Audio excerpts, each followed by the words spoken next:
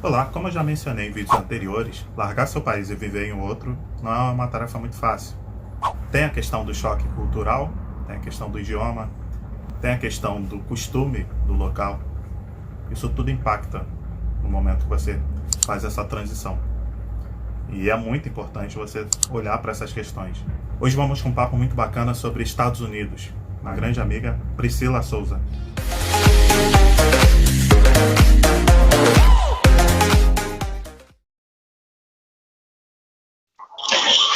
Priscila, tudo bem? Tudo ótimo, e você? Tudo bem? Quanto tempo, né? Pois é, muito tempo. Depois de muito Então, tempo, a correria. a gente conseguiu fazer essa gravação, né? Sempre na Pois correria é, do dia. pois é. Tempo é uma questão muito importante, né? E tá cada vez mais escasso. Cada vez mais É, difícil ter mais tempo, né?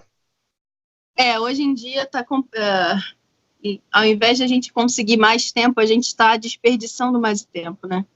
É É, assim. tanta informação, tanta correria que a gente acaba não tendo tempo. A gente tem muito tempo, mas a gente não está conseguindo administrar o tempo. Eu queria Sim. muito dizer que eu estou muito orgulhosa pelo que você tem feito. Um Obrigado. projeto novo, né? Então, parabéns pelo que você tem feito, de colocar a cara à tapa, nem todo mundo consegue fazer isso. E é um prazer participar, depois de bastante tempo que eu tenho prometido que eu ia estar aqui. Né? Obrigado. É um prazer Pelo- ter você também aqui, né? No canal, compartilhando aí um pouco da sua experiência, um pouco das suas ideias. Eu acho que isso é legal. Eu acho legal essa coisa, né? Das pessoas também poder falar um pouco, né? Do que passa ou do que vê. Eu acho muito legal essa coisa.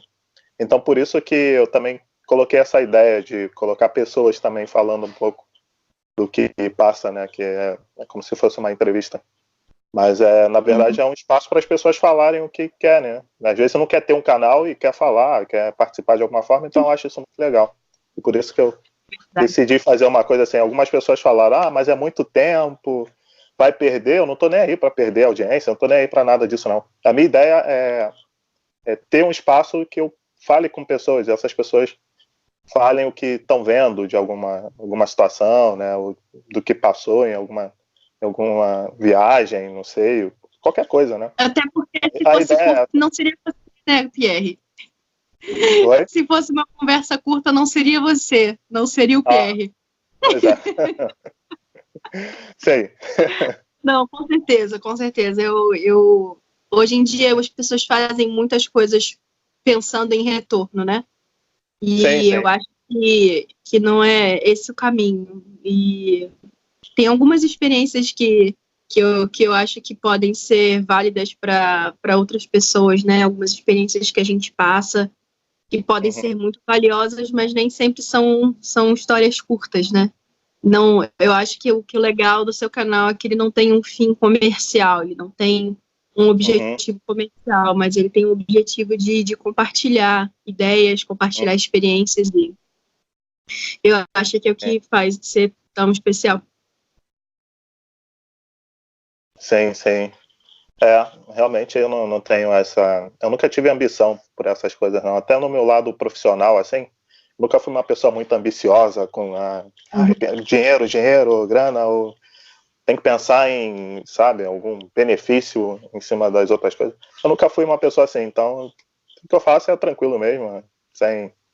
sem interesse financeiro, sem nada disso. E assim, eu nunca tive essa ideia, né, de fazer vídeo, eu nunca tive nada disso, eu nunca pensei em fazer nada disso. Não sei por que me deu uma coisa e falei, pô, vou fazer, por que não fazer vídeo, né? Vamos ver como é que fica. E aí eu comecei com essa ideia. E eu tô gostando de Bom, fazer. pô, que legal. Só para deixar claro para vocês que podem, a qualquer momento, posso interromper a ligação, que eu estou no trabalho agora. Acho que nada melhor do que mostrar American Way of Life fazendo o que eu estou fazendo agora, tipo, no meio do trabalho, entre chips e bebida, almoçando e falando. Eu acho que isso resume bastante a vida aqui nos Estados Unidos e essa correria louca de trabalho, casa e outros empregos e E eu acho que o que eu vou falar tudo hoje, acho que vai quebrar muito o pensamento das pessoas, que as pessoas têm sobre os Estados Unidos. E eu espero trazer um pouco da minha realidade, da minha história para vocês. Então, Legal. se interromper no meio, não liguem, tá? Isso é This is America. Tá. Essa é a América, né? Um monte de informação a todo momento, corre. Eu tô aqui agora no meu escritório, não posso dizer escritório, minha área de atendimento. Eu comecei no turismo, né? Acho que é importante contar um pouquinho quem é a Priscila. Eu comecei no turismo, eu me formei na Universidade Federal Fluminense, abri meu negócio muito jovem, no início dos meus 20 aninhos. Era uma agência de intercâmbio e eu comecei a trabalhar com viagens, eu simplesmente me apaixonei. E esse contato, todo momento com viagens e intercâmbio, me fez abrir a minha mente para o mundo de possibilidades que eu tinha, né? Ao meu alcance. E aí eu me mudei para os Estados Unidos em 2016, final de 2016, e como eu tinha todo esse background em turismo, hospitalidade, eu comecei a trabalhar em hotelaria, e foram, assim, os melhores e os piores anos da minha vida, porque a gente consegue captar bastante como que é vista essa relação do imigrante nos Estados Unidos, né? Para que a gente serve aqui? E não adiantava, assim, você ter uma história em administração ou ter experiência fazendo negócios, sendo empreendedor. Quando você chega aqui, você é um imigrante.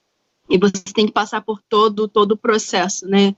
De aceitação, todo o processo de conseguir um emprego e galgar maior, né, novos níveis de trabalho.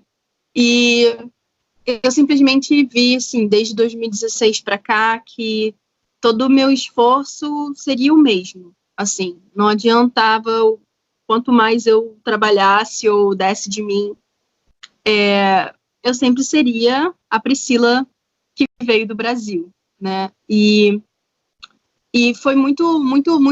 Agora eu estou numa nova fase, né? Porque acho que assim, quem empreende uma vez sempre quer empreender, não tem como não empreender. Quem tem a veia para empreender não tem como fugir. E agora eu estou num novo voo, que é na área de beleza. Sempre gostei muito disso, e agora eu estou na área de maquiagem permanente. Então eu faço microblading, eu faço micropigmentação de sobrancelhas, olhos, bocas, rosto, né, face. E assim, com muita alegria, assim, que depois desses anos trabalhando, limpando muito banheiro, limpando muito chão, e trabalhando horas e horas e horas, eu estou conquistando aos poucos aquilo que me faz feliz, aquilo que me deixa completa, né? Então, eu estou aqui no meu espaço, ainda pequeno, construindo, e, assim, eu estou muito feliz de sentir que os anos se passaram e o meu esforço agora está chegando, eu estou vendo algum resultado, né, dos meus esforços. Mas viver aqui não é fácil, viu? Não é fácil. As pessoas pensam que você está nos Estados Unidos, você tem muita sorte, você tem tudo aquilo que todo mundo que sempre quis. Mais ou menos, tá? É uma batalha diária, sem sombra de dúvida, é uma batalha diária. Entendi. Você falou dessa correria que né? De estar fazendo uma opção de coisa e não ter tanto tempo para comer, né? Eu acho que daí que deve ter nascido o fast food, né? Por conta dessa correria que e o mercado foi vendo essa correria toda e, vamos pensar num negócio aqui para ser rápido. O americano, ele não gosta de esperar. Ele odeia esperar. Às vezes, até mesmo aqui no meu dia a dia, né, na clínica, as pessoas têm que esperar 30 minutos para a rena fazer efeito. Eles não querem esperar, eles querem ir com a rena para casa e depois eles vão tirar. Então, assim, essa a máxima time is money é verdade, tá? Aqui nos Estados Unidos tudo é contado por hora. Então, se você trabalha, você ganha por hora. Se você não trabalha, você não ganha. Então, time is money é verdade, sim. Eu tô aqui falando com você, tô tentando tentando pegar um snack mais saudável, mas é muito difícil se manter saudável aqui, que as coisas mais saudáveis são muito caras. Se você quer comprar uma salada, você quer comprar uma carne de qualidade, são caros. E peixe, dificílimo. Hoje no Brasil a gente vai em qualquer mercado de peixe, compra peixe de qualidade. E aqui não, aqui é difícil encontrar peixe de boa qualidade e com preço bom. Então, assim, se torna muito difícil, ainda mais como você trabalha muito, chegar em casa e ainda ter ânimo para cozinhar. Então, com certeza o fast food veio como uma opção barata, rápida, para você comer no meio do seu trabalho. Eu, por exemplo, já tive épocas de trabalhar em 3 lugares diferentes, sair de um e para outro, chegar no final do dia, trabalhar 18 horas por dia. Agora, por exemplo, eu chego aqui, dependendo se eu tenho cliente cedo, eu venho cedo, mas a loja fecha 10, 11, meia-noite, não tem hora para fechar. Se o cliente chega aqui às 10 da noite, eu vou atender o cliente. Meus procedimentos geralmente são 2, 3 horas. Então, assim, time is really money aqui.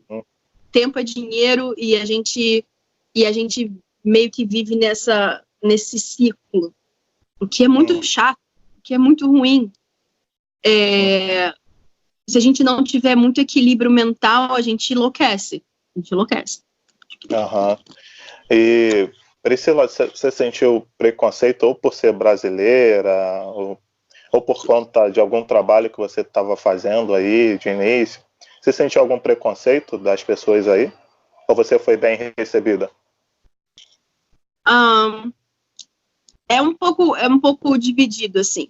Quando você fala que é brasileiro, tem muitas pessoas que amam brasileiros e que vão querer saber sobre a sua cultura, vão querer entender mais quem você é, o que você faz, o que você fala. E outros vão simplesmente ser preconceituosos e vão ser rudes com você, tipo, vão falar mais rápido para você não entender, vão tentar te colocar para baixo, entendeu? Para mim, eu posso dizer que eu fui abençoada porque, de certa forma, eu tive muitas pessoas muito maravilhosas que compensaram todas essas pessoas ruins que passaram na minha vida. E eu posso dizer que eu tive muita sorte, Pierre, porque por mais que né, assim, como muitos imigrantes chegam nos Estados Unidos, eles têm ainda dificuldade com a parte da documentação. Eu não tive essa dificuldade. Então, assim, sempre consegui trabalhos de forma legal. E é claro, assim, pelo fato de eu ter documentação, me deu uma possibilidade de conseguir, por exemplo, casos, vagas de supervisão. E o meu maior desafio foi ser estrangeira liderando americanos. Esse foi, assim, o maior desafio da minha carreira, porque muitas vezes eles tinham atitude assim, quem você pensa que você é? Ou, tipo assim, aprende inglês primeiro, depois vem falar comigo. Então, assim, muito bullying em relação à forma de falar, à forma de se expressar. Isso me trouxe problemas, assim, no sentido assim, será que eu consigo fazer isso? Porque eu sempre fui muito coração bom, assim, sabe? Coração, tipo, ser uma pessoa boazinha e tal. Eu falei assim, gente, será que eu nasci para liderar mesmo? Porque esse pessoal tá todo momento me colocando à prova, sabe? Mas eu tive também, no outro lado, pessoas que eram muito interessadas em saber de onde eu vinha, qual a língua que eu falava. Ficaram, tipo assim, caramba, pô, que orgulho de você, pô, eu quero ser você. Tipo, quando eu tinha muitos funcionários de 18, 19 anos, pô, cara, quero ser você quando crescer. Então, assim, eu tive muitas pessoas que vieram para enriquecer e que provam assim que em como qualquer lugar do mundo, não importa onde você está, até mesmo no seu país, no país que você veio, você vai encontrar esse tipo de pessoa que vai te colocar para baixo e tudo mais. Não vou dizer para você que eu não vivi momentos muito ruins, de me fazer chorar, de me colocar para baixo. Sim, eu vivi esses momentos. Foram muito difíceis, conseguir, entre aspas, a aceitação e provar que você é bom no que você faz, né? Sempre as pessoas te tratam como não capaz, como uma pessoa que, tadinha, vem do país de terceiro mundo, vamos dar uma chance para ela. Não. Nós estudamos, sabe? Nós procuramos conhecimento, a gente é capaz, e essa mentalidade de que nós somos inferiores é muito presente. Infelizmente, ainda mais para as pessoas que não conseguem falar o idioma. Eu vejo, por exemplo, quando eu cheguei aqui, eu falava, né, eu falava um pouquinho de inglês, eu aprendi na marra. E agora eu tinha alguns funcionários que não falavam nada de inglês, assim, tipo assim, zero, nada. E eu me vi numa situação que eu tinha que me comunicar com eles, muitos deles mexicanos, chilenos, venezuelanos, e eu precisava do espanhol. Então, eu me vi numa situação que eu tive que aprender espanhol para poder me comunicar com eles. E você saber da história deles é muito triste. Assim, gente que atravessou a fronteira para vir para cá sem documentação, pessoas que sofreram abusos de todas as formas, emocional, até mesmo sexual, para poder atravessar a fronteira. E aí você vê... o que eu posso dizer, eu realmente sou abençoada. Se você olhar pelo ponto de vista de como minha vida foi, como minha vida é aqui e como a vida dessas pessoas são aqui. E eu acho que é realmente muito triste, não só isso, também ver um governo viver num país agora, em um governo que não valoriza os imigrantes, muito pelo contrário, caça os imigrantes como se fossem bruxas. Só que quem constrói esse país somos nós. Todos os trabalhos que os americanos não querem são os imigrantes que fazem. E se você for olhar assim, dentro mesmo da sociedade americana, você vai ver isso. Então, é muito triste você viver num país onde o governante principal, ou seja, a cabeça do seu país, pensa de uma forma como essa, que nós não somos bem-vindos, que nós somos a escória da sociedade, sendo que a maioria dos índices de crime nos Estados Unidos não são feitos pelos imigrantes. Então, assim, tem um problema, assim, toda a sociedade tem uma ferida muito interna, assim, que ninguém quer tocar, ninguém quer falar, e é muito fácil colocar a culpa no outro. Só que se os Estados Unidos fecham as portas para os imigrantes, esse país quebra. E quebra bonito, porque eu tive, nesses últimos anos, trabalhando em várias indústrias e muitos amigos, e quem faz acontecer somos nós. Então, é muito triste ver uma sociedade assim, tão preconceituosa e vindo dos principais líderes essa mentalidade de que eles realmente são superiores e que o resto pode simplesmente morrer, tá? Simplesmente pode sair do país. E a gente tem visto casos cada vez mais tristes, assim, famílias sendo separadas, crianças sendo tiradas das famílias, pais sendo deportados. Isso é muito triste, isso fere muito, sabe, a sociedade num todo. Na sua visão, o Donald Trump ele é bem visto por aí? O que você sente, assim, em contato com o que você vê aí? É muito dividido. É muito dividido. Tem pessoas que amam o Trump e colocam adesivo nos carros, tipo, Trump Forever. Tem pessoas que odeiam o Trump. Tem pessoas que odeiam as práticas e as ideias do Trump. Eu tô nesse grupo, que eu acho que, assim, não é a pessoa em si Eu não odeio a pessoa em si, ele nunca me fez nada, entendeu? Por fim. Claro. Mas as ideias dele não condizem com o que eu acredito que seja o bom. Eu não voto aqui, né? Não tenho o poder de voto, só tenho o poder do discutir, né? Da mentalidade. E eu não concordo. Jamais votaria nele. Jamais votaria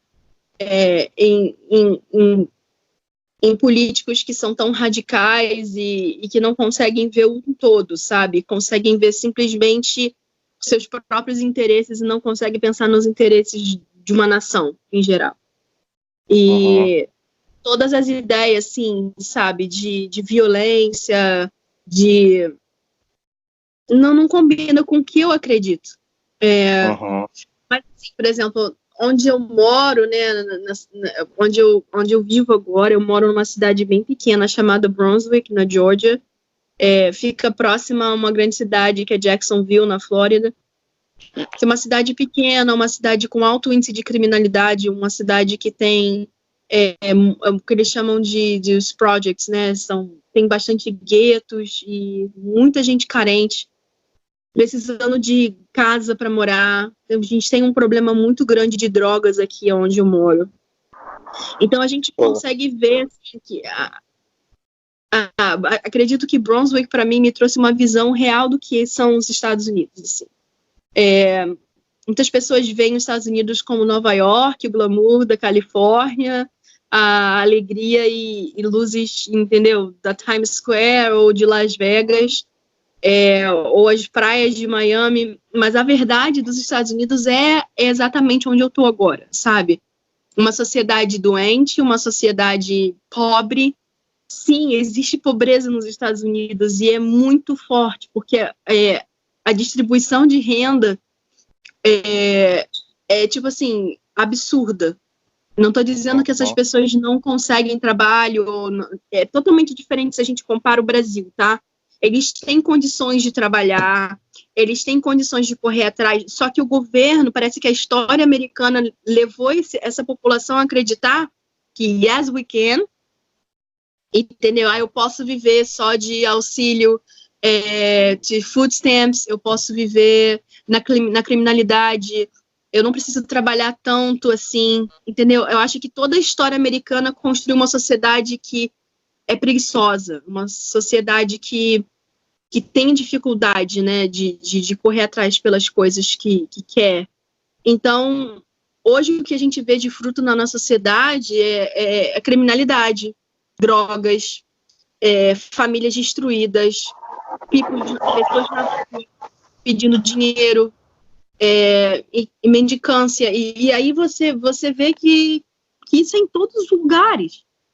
O que a gente vê, na verdade, assim, por exemplo, eu corro atrás e trabalho porque a minha mentalidade como brasileira meu filho, se você não trabalhar, se você não correr atrás, não vai ter comida na tua mesa, né? Apesar de todos os problemas, né, assistência no Brasil, Bolsa Família e etc, etc, não é uma quantidade de dinheiro que você consegue viver daquilo. Nos Estados Unidos, não. Você tem tantos auxílios que você consegue viver de food stamp, você consegue viver... Aí você vai, pede auxílio moradia. E aí você vai morar num apartamento 3 quartos e vai pagar, tipo, $200 por mês. Então, assim, são tipos de assistencialismo que acontece aqui. Todo mundo fica falando mal do Brasil, o Brasil é isso, o Brasil é aquilo, o Brasil faz aquilo, mas aqui acontece o mesmo. E a sociedade vai criando um câncer na sociedade, dizendo assim, você não precisa trabalhar, entendeu? Deixa os outros trabalharem por você. Eu te dou food stamp aqui, ó. Então, assim, é um ciclo vicioso, é muito triste ver meninas tão jovens, assim, 16, 17, 18 anos, com filhos, disse plural. Quanto mais filho você tem, mais food stamp você tem, mais assistência do governo você tem, mais pensão você tem. E assim, filhos de diferentes homens, para que você tenha mais ainda auxílio. Então a gente vê como um câncer instaurado mesmo dentro da sociedade, que tipo assim, tá tudo errado, sabe? Tudo bagunçado e a gente tende a dizer assim, o Brasil é muito ruim, Estados Unidos é maravilhoso, eu quero morar nos Estados Unidos. Tem certeza? Tem certeza mesmo? Porque, assim, no Brasil, vou dar um exemplo, não estou dizendo que é maravilhoso, tá, galera? Pelo amor de Deus, mas meu avô teve um problema seríssimo, precisou retirar a vesícula, ficou internado, fez tudo pelo SUS. Aqui, se você tem uma dor de barriga e vai para o hospital, você pode esperar uma conta no seu correio em 15 dias de no mínimo $1.000. Só porque você foi no hospital, deu entrada no hospital, um médico olhou para você e falou, você tem dor de barriga. E talvez fez um exame de sangue, entendeu? Um exame ou qualquer outro exame simples, porque você precisa ter seguro. Aí você paga o seguro por mês, no mínimo, assim, se a sua empresa te ajuda a pagar, você vai gastar por mês em torno de $200 a $300, tá? Fazendo uma conversão simples, em torno de R$1.200 por mês, por um seguro que, se você for fazer um exame de rotina, você paga a coparticipação. Então, assim, tipo, tem certeza? Priscila, muita gente morre nas filas nos hospitais. Sim, com certeza. Aqui nos Estados Unidos você não morre, você não morre, mas você morre numa dívida gigantesca pelo resto da sua vida. Priscila, os Estados Unidos é maravilhoso, a educação dos Estados Unidos é maravilhosa. Você tem que pagar a faculdade. E se você quer estudar, se você quer ter um 3º grau, se você quer, entendeu, fazer um mestrado, um doutorado, qualquer coisa, você paga.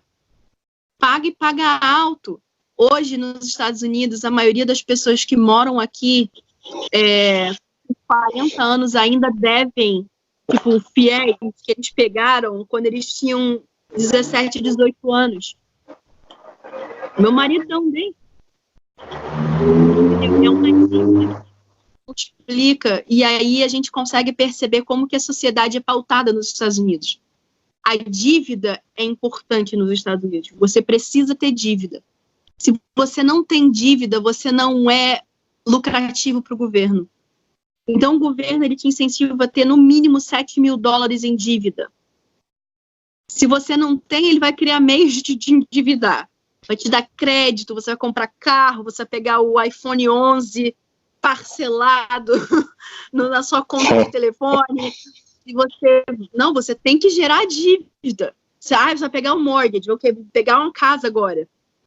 Você precisa ter dívida, porque o governo se alimenta das taxas, dos impostos, e é isso que é o capitalismo.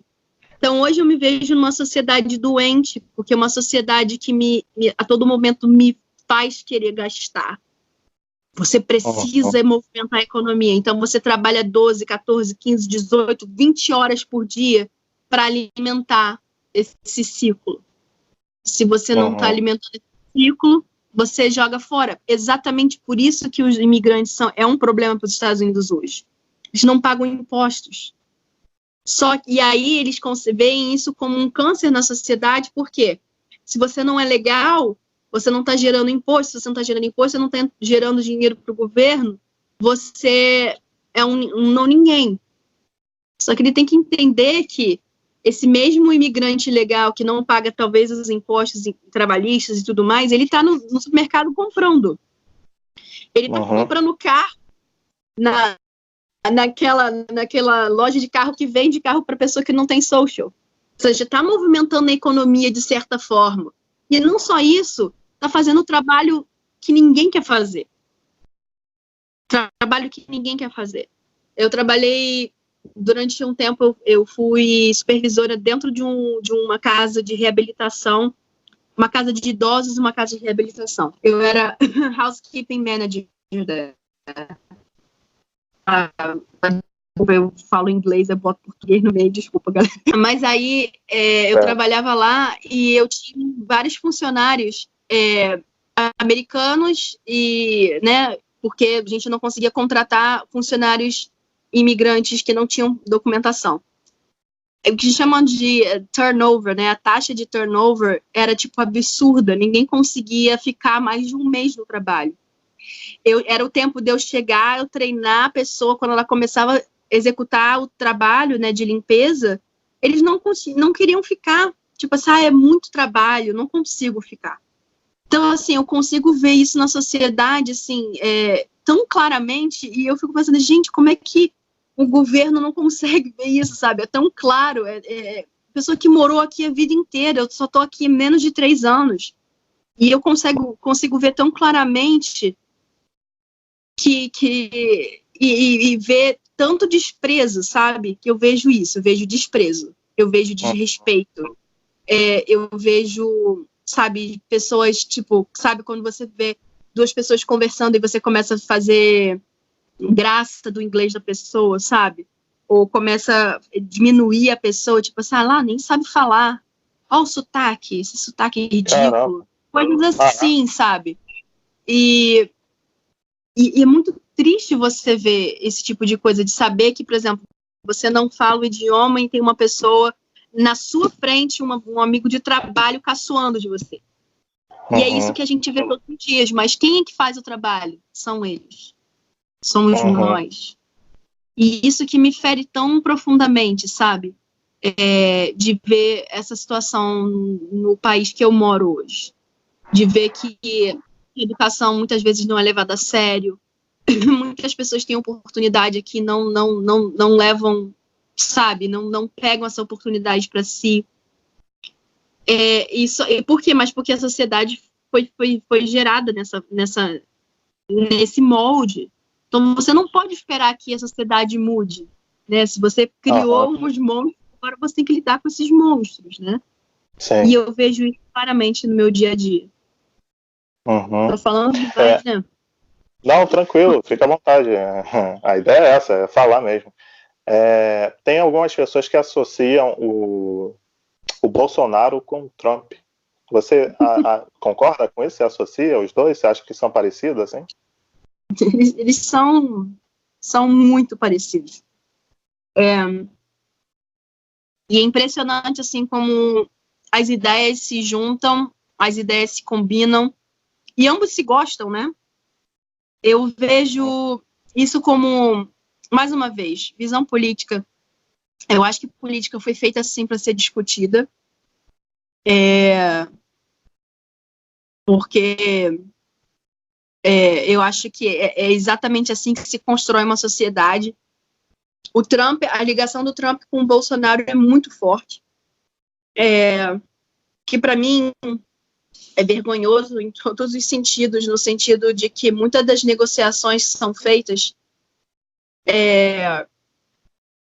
não visam muito bem comum, sabe? Mais uma vez, não sou contra Trump, não sou contra Bolsonaro, sou contra ideias. Algumas ideias eu sou a favor, algumas ideias eu não sou. E eu vejo isso, assim, que essa relação é muito perigosa para o Brasil. Muito perigosa. Primeira vez na história brasileira, a gente abre as portas do Brasil para americanos sem visto. Sempre houve a lei da reciprocidade. Se você obriga o meu cidadão a ter visto para entrar no seu país, você precisa ter visto para entrar no meu país. Qual é a diferença entre americanos e brasileiros? Que um pode entrar livremente e o outro não. Primeira questão que eu levanto, tá? Isso para mim me faz pensar no que pode ser doado, que pode ser dado aos Estados Unidos de forma gratuita. O Brasil tem tantas riquezas, tem tantos recursos que os Estados Unidos não têm. Recursos esses que os Estados Unidos vão à guerra por, né? Para tê-los. E a gente tem abundância. Agora eu abro as portas do meu país para o seu país, e o seu país não abre as portas do seu país para o meu país. É algo que tem que ser pensado. Algo que tem que ser muito pensado.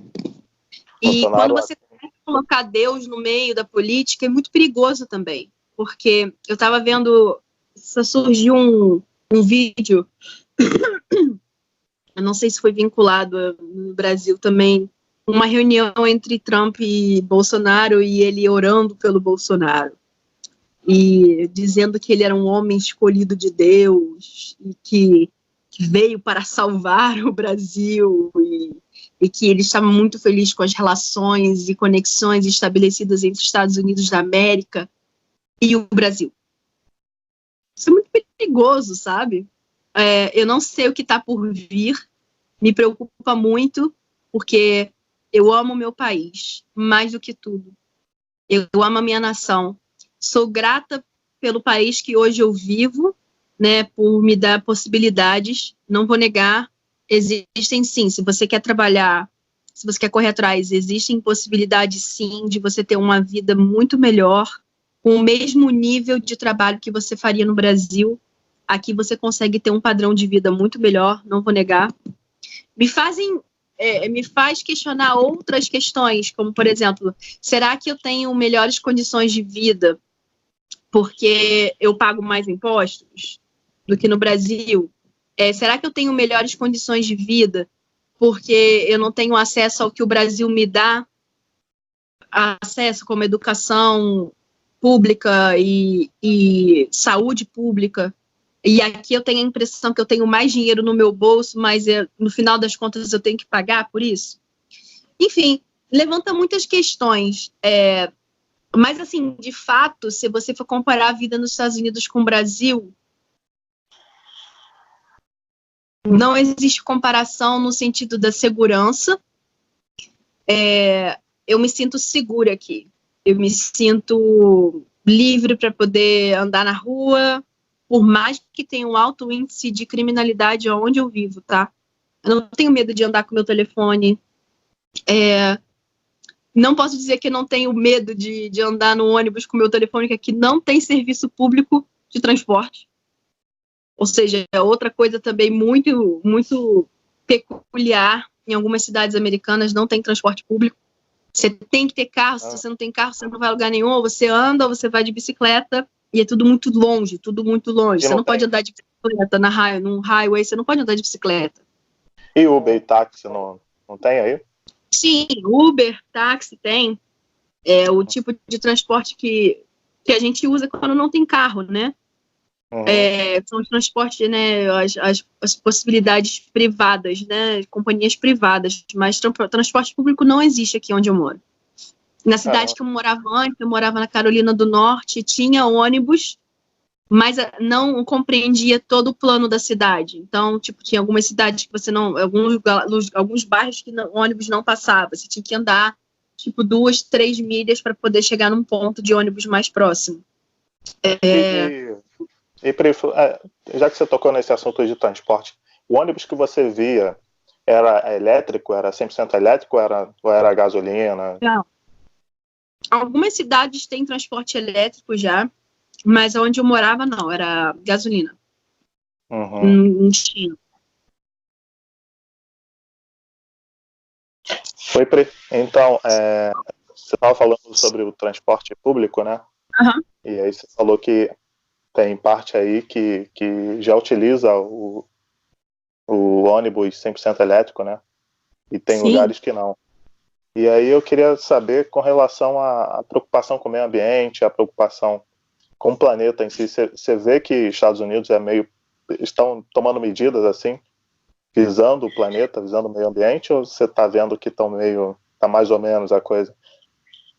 Sinceramente, eu acho que todas as ações do governo visam o lucro. Uhum. Sociedade capitalista. Não tem para onde fugir. Você vai procurar o lucro. Eu vejo, assim, que existe um movimento muito grande aqui nos Estados Unidos agora de algumas companhias que estão nascendo, algumas startups surgiram como startups e hoje estão crescendo. Por exemplo, Tesla, que é a companhia de carros elétricos, né? Está crescendo muito nos Estados Unidos. E muitas pessoas estão pensando em trocar os seus carros por carros elétricos, mas não pelo meio ambiente, mas sim pelo lucro, né? O que vai me trazer de vantagem. O governo tem... Mas, no assim, final das contas... Se o governo não intervir estimulando as pessoas, realmente as pessoas... Tem muita gente que não está nem aí para isso. E só quer Exatamente. benefício. Então, Não tem, se o governo não tem a preocupação. intervir, criar medidas para as pessoas poderem sentir como benefício, as pessoas realmente não vão trocar, não vão querer gastar mais para poder trocar. O estado do Colorado, por exemplo, Califórnia, eles oferecem vários benefícios se você tiver carro elétrico. Dedução de imposto de renda. E são excelentes possibilidades assim, de lucro, sabe? Para empresas ou para indivíduos. Algumas empresas, por exemplo, estão criando tipo de embalagens que são reutilizáveis, canudos, onde você, né? Enfim, existe um movimento de empresas que são consideradas empresas verdes, né? Tentando mudar a mentalidade do americano. Não vou dizer que não existe. Existe sim pessoas que vão separar o seu lixo, que vão fazer reciclagem, né? Mas a grande maioria não. Se você vê a quantidade de lixo produzida nos Estados Unidos, você fica impressionado. Todo lugar que você vai são descartáveis. Você vai num restaurante, você vai pedir comida, embalagem dentro de embalagem dentro de embalagem, tipo assim, assustador.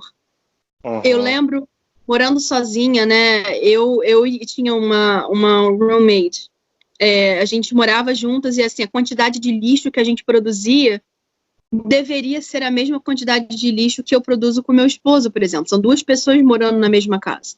Só que todo dia nos Estados Unidos, se você não tomar conta dos tipos de produto que você compra, dos tipos de produto que você investe, você fica assustado com a quantidade de lixo que você produz. E assim, a gente vê vários casos assim, e os Estados Unidos, eles sabem muito bem o que é bom para eles e o que não é, né? Então, tipo, o que não presta vai para outros países. Então, assim, vários cargos, assim, vários navios diariamente saem das costas americanas com lixos e mais lixos prensados para serem jogados no oceano. E isso é muito triste. A gente está acabando com a vida marinha, mas não tem para onde colocar. Não existe condições. Então, assim, ou o país muda completamente e aí começa a criar medidas como existem, por exemplo, na Europa, onde você tem que pagar pela sacola plástica.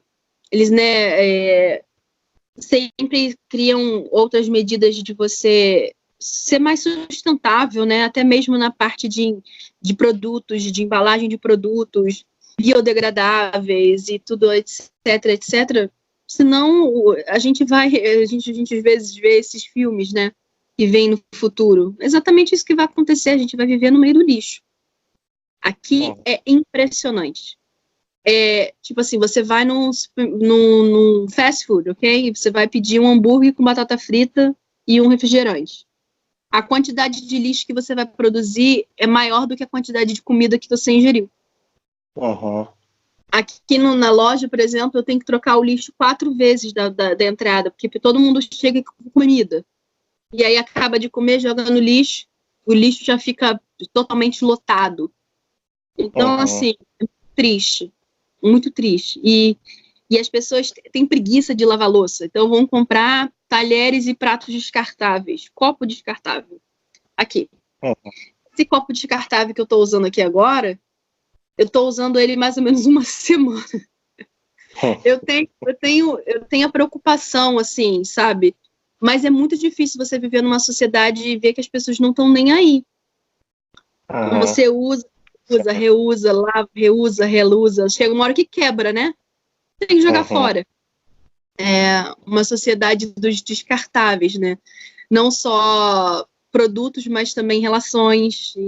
E aí é outro papo para conversar horas e horas sobre como hoje as pessoas e as relações são descartáveis. E é uma sociedade, é a era que a gente vive agora, né? Tudo que não presta jogado. Celular chega um novo, você joga o outro fora.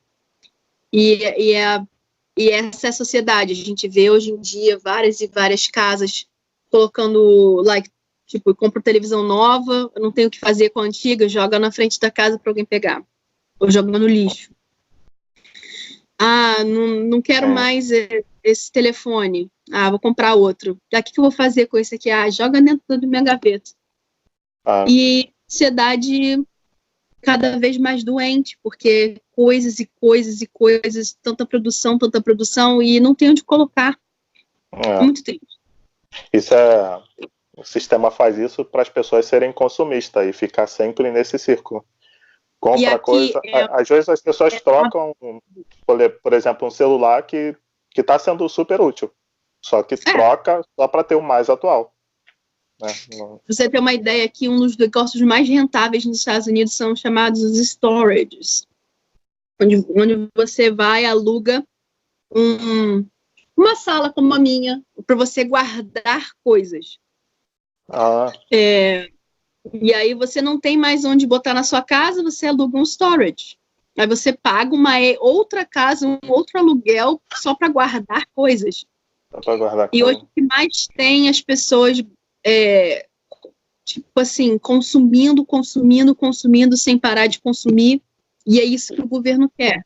Quanto mais você consome, mais taxas você paga, mais rico eles ficam. Exatamente. E você está vendo muito brasileiro por aí?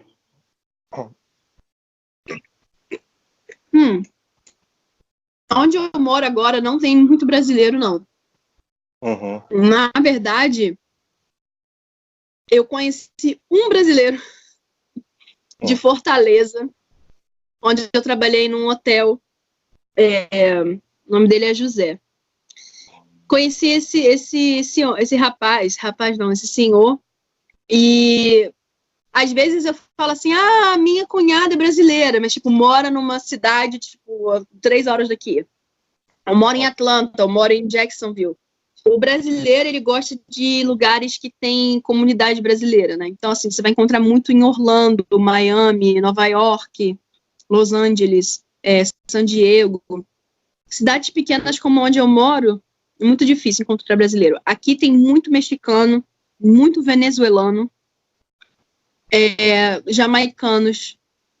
E assim, Porto Rico é Estados Unidos, né? Tem muito porto-riquenho aqui.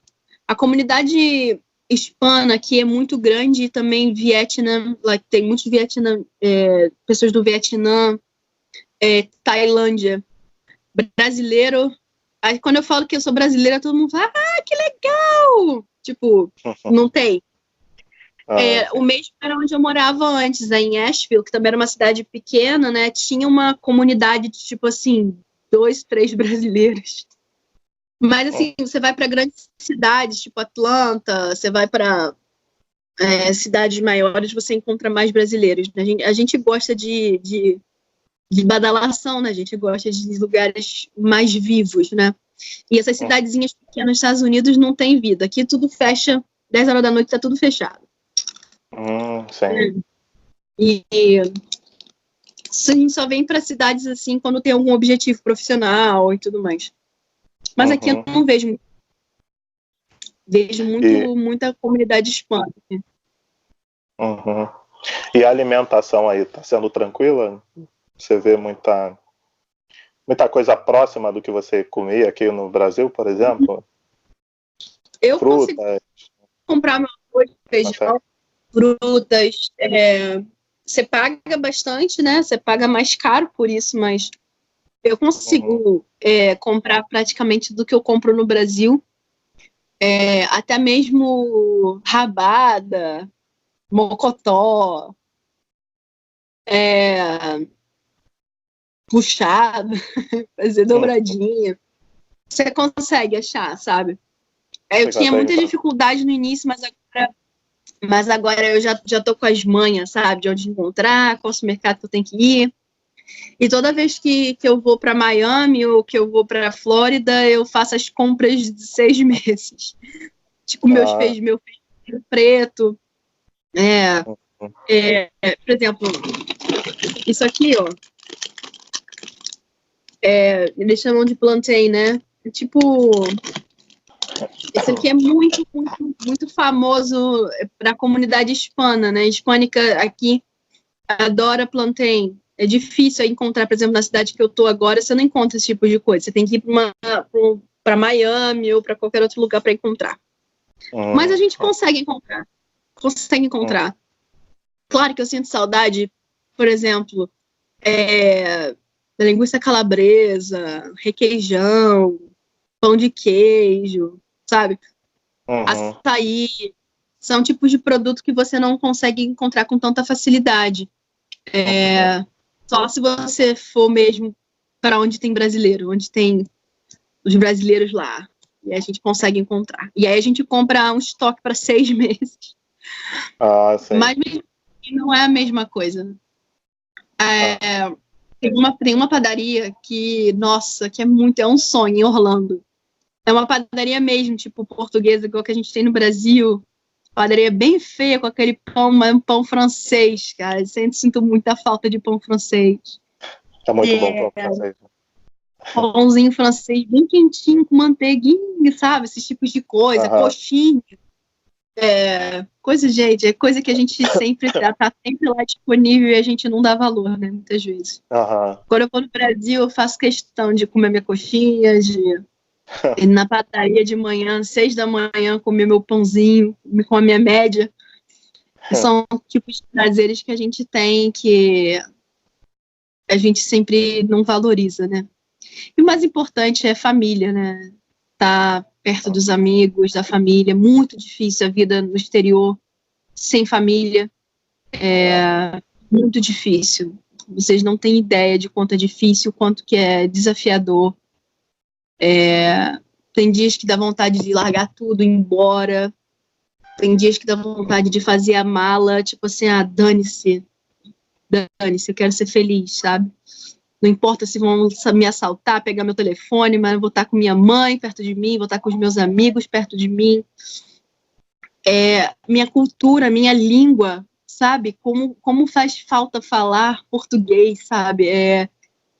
Às vezes até me confundo, assim. Se eu coloco o inglês já no meio, meio que você meio que se perde, sabe? O tempo vai passando e a sua identidade vai se perdendo. Por mais que a gente lute muito, que a gente tente o máximo que a gente pode, é muito difícil manter a identidade viva. Eu acho que isso é a pior parte de morar fora. Sentir saudade de casa. Se sentir estrangeiro. Se sentir sem casa, sem rumo. E eu dizer que sobreviver, sabe, todos os dias, porque tem momentos que a única coisa que você quer é sair correndo para sentir o cheiro da sua casa, sabe, sentir o cheiro da sua mãe, sentir o cheiro dos seus amigos, um abraço. É uma vida muito solitária, é uma vida muito trabalho, é difícil fazer amigos, é muito difícil você criar conexões para a vida. Você se sente a todo momento ameaçado. Sabe, se acontece alguma coisa, como que eu vou reagir, como que eu vou fazer? As leis são diferentes. Tudo que você cresceu, que você aprendeu para se salvar, não é válido aqui. Então, é um desafio, todos os dias. E dói muito, mas te faz crescer muito também. Eu lembro muito quando eu vendia intercâmbio, né? Eu costumava dizer que eu não vendia intercâmbio, eu vendia sonhos. Eu lembro como intercambista, a minha visão, né, da viagem é muito diferente quando você tem uma visão de intercambista e uma visão de morador.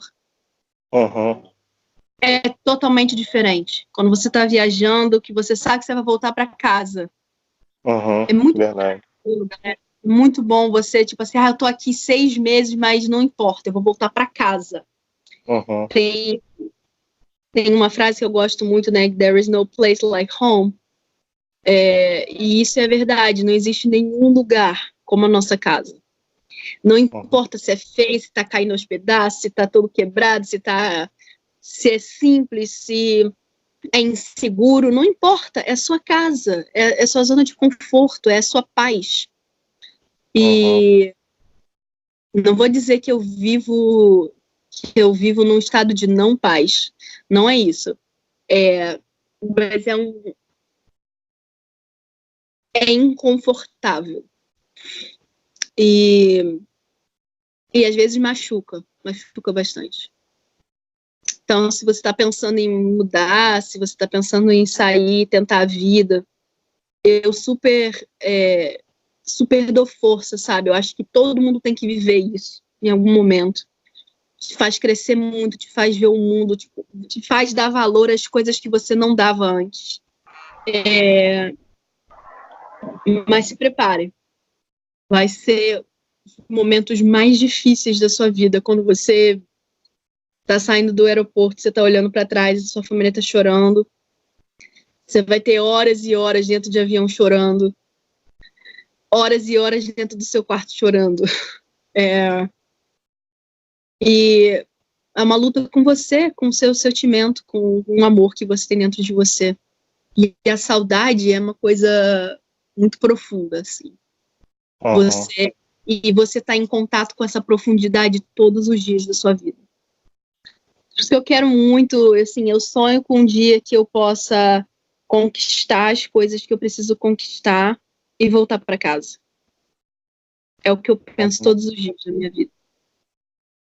Eu vejo assim, o sacrifício que eu estou fazendo agora para conseguir voltar para casa. E é por isso que eu fico tão chateada às vezes, sabe? Eu fico tão possessa com o meu país, porque assim, eu queria ter as condições de morar no meu país, não precisar sair do meu país para ter coisas que eu não posso ter no meu país. Eu não estou falando de coisa material, não. Eu estou falando de segurança. Alô? Alô? Desculpa. Oi? Entrou uma outra. Eu estou falando de segurança. Eu estou falando de se sentir seguro. Nada mais do que isso, entende?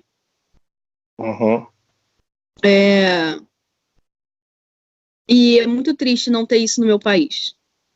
Sabe, ter condições de ter um trabalho que eu possa simplesmente trabalhar e conseguir pagar as minhas contas e conseguir ajudar a minha família, conseguir, entendeu, com os meus impostos, garantir que os meus filhos tenham uma educação de qualidade, ou que eu consiga pagar pelos custos dos meus filhos terem um hospital para ir se eles estão doentes. E isso me machuca muito. E esse é o país que eu espero ter, sabe? Esse é o país que eu sonho todos os dias em ver. E um país que eu possa voltar e que eu possa ser brasileira, que eu possa comer minha coxinha, ser brasileira e ser livre para ser quem eu sou. Não ser uma estrela na terra de ninguém, sabe? E é isso que eu sonho. Entendo. Acho que a minha imagem está congelada. Tá congelado. Eu acho muito interessante você tá falando, né, passando essa visão toda para as pessoas e compartilhando tudo isso, né? Porque tem muita gente também que tem aquela visão de que eu tô fora do Brasil, né? Tá tudo muito lindo, tudo muito bom. E não é bem assim, né? Como as pessoas mostram. É igual o Facebook, né? As pessoas querem mostrar só o lado bom, né? E o lado ruim é meio que omite, né? Não quer mostrar. Eu acho muito legal da sua parte de estar mostrando também essa coisa bem pessoal, né? Do que é viver fora do Brasil. E te agradeço, obrigado. Que isso. É um prazer poder compartilhar. Queria também deixar aberto aí se alguém tiver perguntas, né, para fazer. Vai ser um prazer responder. E assim, eu acho que todo mundo tem que viver sim. E é uma experiência, assim, que vai te fazer crescer absurdamente, mas se prepare para a dor que vem junto, porque no fundo, todos nós somos nós somos árvores, né? E a gente tem raízes. E é muito difícil a todo momento você se cortar para crescer em outro lugar. As suas raízes iniciais continuam no mesmo lugar. E é muito difícil de crescer novamente. E é um processo doloroso que todos nós passamos, e faz parte do ciclo da vida, né? É um prazer compartilhar com vocês. Queria agradecer a oportunidade. Espero outro dia voltar para falar de outras experiências que eu tive, de viagens também. Aí não como moradora, mas como turista, que é muito bom viajar, né? Mas foi um prazer falar com você, Pierre. Obrigada aí pela oportunidade. Eu que agradeço, Priscila. E será sempre bem-vinda aí quando quiser falar mais alguma coisa, né? De outras experiências, é só falar que estamos aí. Muito obrigado novamente. Um abraço, gente. Obrigadão. Tchau, tchau. Beijão, tchau, tchau.